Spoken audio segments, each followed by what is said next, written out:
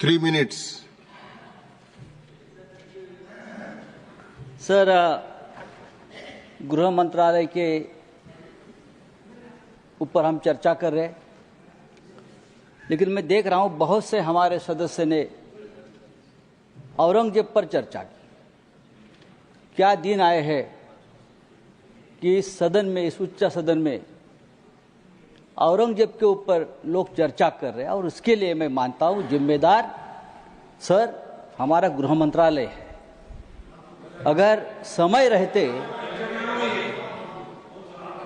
3 minute तो मेरे पास है, वो तो मुझे बोलने दीजिए।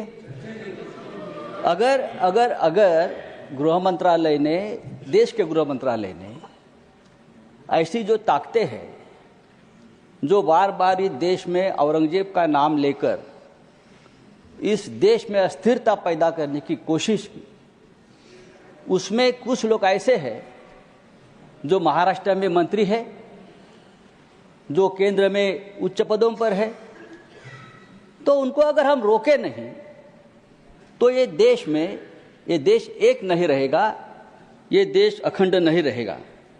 देश में एकता और अखंडता कायम रखने का काम ये गृह मंत्रालय का है। लेकिन मैं देखता हूं सर, कुछ सालों से इस देश को पुलिस स्टेट बना दिया है, पुलिस स्टेट।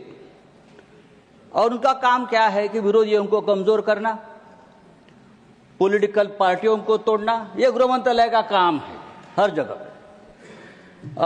एमपी विधायक उनको खरीदने के लिए पुलिस की मदद देना। अगर ये हो जाएगा तो जो असली काम है गृह मंत्रालय का, लॉ एंड ऑर्डर, देश को एक रखना, सुरक्षा रखना।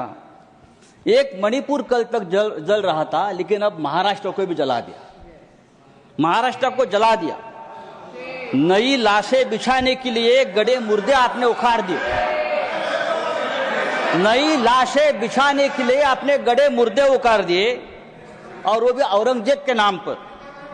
300 साल में नागपुर में कभी दंगा नहीं हुआ था, इतिहास है नागपुर का। 300 साल में कभी नागपुर में दंगा नहीं हुआ था। नागपुर जैसे शहर में अगर दंगा होता है, और वो भी हमारे महाराष्ट्र के मुख्यमंत्री के विधानसभा क्षेत्र में, अरे मैं ये कहना चाहता हूं, अगर आपको औरंगजेब का कबर तोड़ना है तो बेशक तोड़िए, आपको किसने रोका? आपकी सरकार है, केंद्र में और महाराष्ट्र में आपकी सरकार है, गृह मंत्री आपके हैं, महाराष्ट्र में मुख्यमंत्री आपके हैं। आप जाइए, हाथ में फावड़ा बिवड़ा लेकर उधर जाइए और तोड़ दीजिए। लेकिन आपके बच्चों को भेजो, हमारे बच्चों को मत भेजना। आपके बच्चे विदेश में पढ़ रहे, आपके बच्चे विदेश में काम कर रहे, और जो गरीब बेरोजगार बच्चे हैं उनका आप दिमाग संजय राउत जी भाषण समाप्त लगा दिया है। सर मैं कहता हूं, ये इस प्रकार का काम रोकने की जिम्मेदारी